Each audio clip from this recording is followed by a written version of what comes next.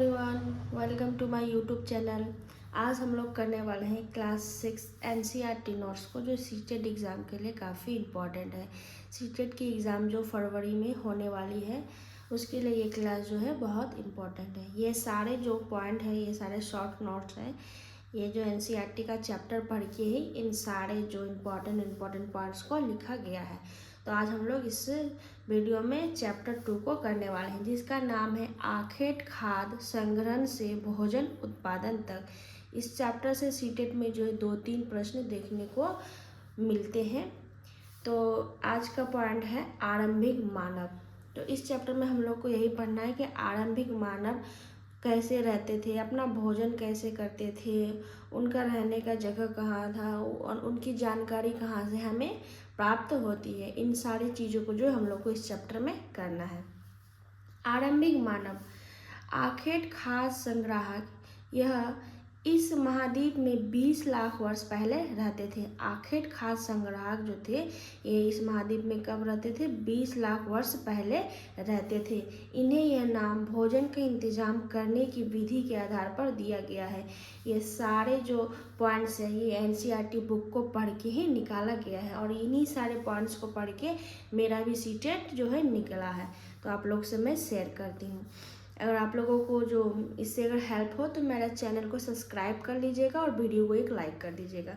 उसके दूसरा पॉइंट जो है भोजन कैसे करते थे? तो जानवरों का शिकार, मछलियाँ, चिड़िया, अंडे, फल फूल इत्यादि खा के जो है ये लोग अपना भोजन करते थे। उसके बाद बताया गया है आरंभिक मानव जो थे इधर उधर क्यों घूमते थे। तो ये जो है पैडागोगी वाले जो पोर्शन में काम आएगा। तो आरंभिक लोग जो थे इधर उधर क्यों घूमते थे? तो आरंभिक लोग भोजन की तलाश में घूमा करते थे, चारा का तलाश में घूमा करता था, जानवरों का शिकार करते हुए एक स्थान से दूसरे स्थान तक जाते थे, अलग अलग मौसम में फल तथा पानी की तलाश में भी वे लोग जो है इधर उधर घूमते थे। इन लोगों ने काम के लिए पत्थरों, लकड़ियों और हड्डियों के औजारों को बनाया था। ये सारे पॉइंट जो है आपको पेडागोगी वाले पोर्शन में काम आएगा कि आरंभिक मानव जो है इधर उधर क्यों घुमा करते थे। तो इसलिए कि उनको भोजन का तलाश रहता था, चारा का तलाश रहता था, जानवरों का शिकार करने के लिए वे इधर उधर घूमते थे, अलग अलग मौसम में अलग अलग प्रकार का फल फूल पानी की तलाश में ये लोग घूमा करते थे। इनका काम पत्थरों और लकड़ियों का, हड्डियों का औजार बनाने का था। इसकी तलाश में ये लोग जो घूमा करते थे इधर उधर। तो ये पॉइंट भी क्लियर हो गया। उसके बाद यहाँ पे काफ़ी इम्पोर्टेंट पॉइंट ये है कि आरंभिक मानव के बारे में जानकारी हमें कैसे मिलती है। तो आरंभिक लोगों के बारे में जो जानकारी हमें है बहुत सारी चीज़ों से मिलती है। नंबर 1 पे आता है भीमबेटका गुफा। इससे जो प्रश्न सीटेट में पूछा भी गया है। तो भीमबेटका गुफा, सबसे पहले तो आप लोगों को जानना है कि भीमबेटका गुफा है कहाँ। तो भीमबेटका जो गुफा है मध्य प्रदेश राज्य में नर्मदा नदी घाटी के पास स्थित है। कौन से राज्य में है? तो मध्य प्रदेश में स्थित है, नर्मदा नदी के घाटी के पास स्थित है भीमबेटका गुफा। इस पॉइंट को याद रखना है। और भीमबेटका गुफा में ही जो है शैल चित्रकला मिलता है। शैल चित्रकला जो है कहाँ से प्राप्त होता है इसका साक्ष्य? तो भीमबेटका गुफा से। इस पुरास्थल पर गुफाएं एवं कंदराएं मिली हैं जहाँ लोग रहते थे। यह जो है भीमबेटका गुफा है। यहाँ एक पुरास्थल जो है, यह पुरास्थल, इसमें गुफाएं और कंदराएं मिलती है। और शैल चित्रकला का मतलब क्या होता है कि दीवारों पर बनी चित्र, दीवारों पे जो है अनेक प्रकार के चित्र बने हुए मिलते हैं, उसी को क्या कहा जाता है? शैल चित्रकला। और शैल चित्रकला कहाँ मिलता है? तो भीमबेटका गुफा में। उसके बाद दूसरा पॉइंट जो है कुर्नूल गुफा। कुर्नूल गुफा के बारे में जानते हैं। सबसे पहले ये कहाँ है? तो आंध्र प्रदेश राज्य में स्थित है। कुर्नूल गुफा कहाँ है? आंध्र प्रदेश राज्य में स्थित है। यहाँ जो है राख के अवशेष मिले। ये काफ़ी इंपॉर्टेंट पॉइंट है कि यहाँ पे जो है राख के अवशेष मिले। कहाँ से? तो कुर्नूल गुफा से। और भीमबेटका में क्या मिला है? तो शैल चित्रकला मिला है। ये जो पॉइंट याद रखना है कि भीमबेटका गुफा में किसकी जो मिली है साक्ष्य? तो शैल चित्रकला की। और कुर्नूल गुफा में किसके साक्ष्य मिली है? तो राख के साक्ष्य मिले हैं। आग का इस्तेमाल संभवतः प्रकाश, मांस भूनने, वो खतरनाक जानवरों को दूर भगाने के लिए किया जाता था। ये सब जो है पुरातात्विक जो लोग थे वे लोग जो है आइडिया लगाते थे कि कुर्नूल गुफा में आग क्यों मिला है, आखिर किस काम में आग आता था। तो प्रकाश के काम में, मांस भूनने के या खतरनाक जानवरों को दूर भगाने के काम में आग का इस्तेमाल होता होगा। तो राख का अवशेष कहाँ मिला है? तो कुरनूल गुफा में। इस पॉइंट को याद रखना है। चलिए हम लोग नेक्स्ट पॉइंट को देखते हैं। नेक्स्ट पॉइंट में क्या है? बुर्ज होम। तो बुर्ज होम के बारे में हमें क्या जानना है? पहली बात तो बुर्ज होम कहाँ है? बुर्ज होम जो है कश्मीर में स्थित है। लोग गड्ढे के नीचे घर बनाकर रहते थे जिन्हें गर्तावास कहा जाता था। काफ़ी इंपॉर्टेंट पॉइंट है कि गर्तावास। गर्तावास का साक्ष्य कहाँ मिला है? तो बुर्ज होम से मिला है। गर्तावास का साक्ष्य कहाँ मिला है? बुर्ज होम में। और ये कहाँ स्थित है? कश्मीर में स्थित है। गर्तावास का मतलब क्या होता है? लोग जो गड्ढे के नीचे लोग घर बना के रहते थे। कोई गड्ढा कर लेता था और उसके नीचे लोग जो है रहते थे, उसी को क्या कहा जाता था? गर्तावास। मैं बार बार चीज़ों को इसलिए बोलती हूँ ताकि वीडियो देखते टाइम ही चीज़ें आप लोगों को याद हो जाए। वीडियो अच्छी लगी हो तो लाइक कर दीजिएगा। उसके बाद देखते हैं नेक्स्ट पॉइंट, मेहरगढ़। मेहरगढ़ के बारे में क्या जानना है? बहुत सारे पॉइंट्स हैं मेहरगढ़ के बारे में। मेहरगढ़ में बस्ती का आरंभ 8000 साल पहले हुआ है। मेहरगढ़ में जो बस्ती का आरंभ कब हुआ है? 8000 साल पहले। ये जो मैं क्यों पॉइंट नोट की हूँ? क्योंकि एनसीईआरटी बुक में दिया गया है। अनुमानतः ये पूछा भी जा सकता है सीटेट एग्जाम में, तो याद रखना है कि मेहरगढ़ में बस्ती का आरंभ कब हुआ? तो 8000 साल पहले हुआ। ईरान जाने वाले सबसे महत्वपूर्ण रास्ते बोलन दर्रे के पास यह हरा भरा समतल स्थित है। यानी कि मेहरगढ़ कहाँ है? तो ईरान जाने वाले सबसे महत्वपूर्ण रास्ते बोलन दर्रे के पास ये जो है समतल स्थान है मेहरगढ़। मेहरगढ़ के बारे में और क्या याद रखना है? तो यहाँ विभिन्न प्रकार की जानवरों की हड्डियाँ मिलती हैं। कहाँ? तो मेहरगढ़ से जो है विभिन्न प्रकार के जानवरों की हड्डियों का अवशेष मिला है, जिसमें प्रमुख है हिरण, सुअर तथा भेड़, बकरियाँ इत्यादि। इनके जो है हड्डियाँ मिली है कहाँ से? मेहरगढ़ से।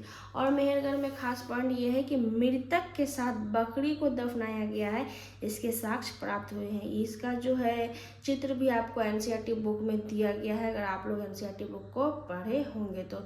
अगर नहीं पढ़े हैं तो एनसीईआरटी के जो चैप्टर है उसको सरसरी तौर पे पढ़ लीजिएगा, या फिर यूट्यूब में भी बहुत सारे वीडियोज़ होंगे उसको भी देख लीजिएगा। उसके बाद ये सारे शॉर्ट नोट्स के पॉइंट को देखिएगा, तभी आपके काम में आएगा। तो उसके बाद हम लोग देख लेते हैं मेहरगढ़ से और कुछ पॉइंट्स। तो उसमें जो बकरी को जो दफनाया गया है मृतक के साथ, इसका मतलब क्या था? कि इसका मतलब था कि वह लोग मृत्यु के बाद भी जीवन को मानते थे। मेहरगढ़ के जो लोग थे वह लोग मृत्यु के बाद भी जीवन मानते थे, इसीलिए जो है मृतक के साथ बकरी को दफनाया गया था। क्यों दफनाया गया था? इसलिए मृत्यु के बाद कब्रों में मृतक के साथ कुछ सामान या जानवर को दफनाया जाता था। वह लोग सोचते थे कि जो आदमी मर गया है वह जो जगेगा उसके बाद कुछ खान पान होगा उसका, इसलिए उसके साथ जो है कुछ सामान या कुछ जानवर उसके साथ ही कब्र में दफन कर दिया जाता था। उसके बाद मेहरगढ़ से खास पॉइंट ये है कि यहाँ पे चौकोर तथा आयताकार घरों के अवशेष मिले हैं। मेहरगढ़ से काफ़ी ज़्यादा ही पॉइंट्स है जो आप लोगों को याद रखना है, कंफ्यूज नहीं होना है। ये सारे पॉइंट्स आप लोग 2 बार देख लीजिएगा, 3 बार देख लीजिएगा तो ऑटोमेटिक याद हो जाएगा। मैं फिर से दोहरा दूंगी ताकि आप लोगों को वीडियो में ही याद हो जाए। यहाँ से क्या मिला है? तो चौकोर तथा आयताकार घरों के अवशेष मिले हैं। कहाँ से? तो मेहरगढ़ से। प्रत्येक घरों में 4 या उससे अधिक कमरे मिले हैं जिनमें कुछ भंडारण के काम आते थे। तो ये सारे पॉइंट्स जो है मेहरगढ़ से। मैं एक बार फिर से दोहरा देती हूँ कि मेहरगढ़ में जो बस्ती का आरंभ कब हुआ था? तो 8000 साल पहले हुआ था। और ये कहाँ स्थित है? तो बोलन दर्रे के पास स्थित है, ईरान जाने वाले रास्ते में। और यहाँ जो है विभिन्न प्रकार की हड्डियों के अवशेष मिले हैं। यहाँ पे चौकोर तथा आयताकार घरों का भी अवशेष मिला है। मृतक के साथ बकरी को दफनाया गया था। इसका मानना था कि मृत्यु के बाद भी जीवन है, इसलिए मृत्यु के बाद जो है कब्र में मृतक के साथ कुछ सामान या जानवर को दफनाया जाता था। ये सारे पॉइंट जो है मेहरगढ़ से। उसके बाद हम लोग देखते हैं नेक्स्ट पॉइंट, काफ़ी इंपॉर्टेंट है, भारत में शुतुरमुर्ग। इससे जो सीटेट में प्रश्न पूछा गया है और इस पॉइंट्स को आप लोग अच्छे से देखिएगा। भारत में शुतुरमुर्ग। भारत में पुरापाषाण युग के दौरान शुतुरमुर्ग होते थे। पुरापाषाण जो है दो शब्दों से मिलकर बना है, एक पुरा और एक पाषाण। पुरा मतलब होता है प्राचीन और पाषाण मतलब होता है पत्थर से बना, यानी कि पत्थर से बने हुए काल को ही पुरा पाषाण काल कहा जाता है। तो शुतुरमुर्ग से क्या याद रखना है, तो ये पॉइंट याद रखना है कि महाराष्ट्र के पटनी पुरास्थल में इसके अंडों का साक्ष्य मिला है। शुतुरमुर्ग के अंडे का साक्ष्य कहाँ से मिला है, तो महाराष्ट्र के पटनी पुरास्थल से अंडों का साक्ष्य मिला है शुतुरमुर्ग का। इन अंडों से मनके भी बनाए जाते थे, कुछ गहना जो होता है इन अंडों के मिले हैं। उसके बाद यहाँ पे बताया गया है पुरा पाषाण काल को 3 भागों में बांटा गया है। एक आरंभिक काल, दूसरा मध्य पुरा पाषाण युग और तीसरा जो है उत्तर पाषाण युग। ये इम्पोर्टेंट तो नहीं है पर आप लोग जो जानकारी के लिए इसको याद रखिएगा। आरंभिक पुरा पाषाण युग कहा जाता है आरंभिक काल को, और मध्य पुरा पाषाण काल किसको कहा जाता है, तो इस काल में पर्यावरणीय बदलाव होते रहे हैं, तो इसी को मध्य पुरा पाषाण युग कहा गया है। और उत्तर पुरा पाषाण युग जो अगले युग की शुरुआत होगी, इसको कहा गया है। तो इस पॉइंट को आप लोग याद नहीं भी रखिएगा तो चलेगा, पर जो ये शुतुरमुर्ग वाला है और मेहरगढ़ बुर्जहोम, इन सारे पॉइंट्स को आप लोग याद रखिएगा। सीटेट एग्ज़ाम के लिए काफ़ी इम्पोर्टेंट रहेगा ये चैप्टर।